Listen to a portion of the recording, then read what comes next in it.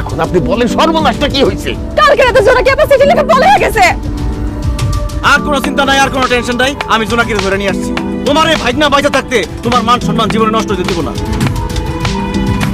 আমি এক্ষুনি সিদ্দিক ভাইরে ফোন দিতেছি যাতে আগামীকালকেই তারা জোনাকিরে দেখতে আসতে পারে। তোমার ভালোবাসা আমি ভুল করছি, এখন মনে হচ্ছে আমি জীবনে তোমার আর পাবো না। তুই যেমন আমার ভালোবাসোস, আমিও তো তোরে ভালোবাসি। জোনাকি, আপা জোর কইরা জোনাকি আপনার বিয়ে দিয়ে দিতেছে। আজকে রাতে জোনাকি আপনার বিয়া। আপনি কোন সাহসে আমার বউরে আরেক জায়গায় বিয়ে দিতেছেন?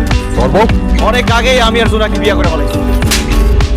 আমার বউয়ের বড় ভাই হইয়া পার পায়ে গেলেন আমার ছেলের গায়ে হাত দিয়া। যে কেউ আমার ছেলের গায়ে হাত দিব আমি তারে 10 হাত মাটির নিচে পুঁতে ফেলাবো। আমি জীবনে বাইসা থাকতে আপনারে আর ভাই বলে পরিচয় দিব না।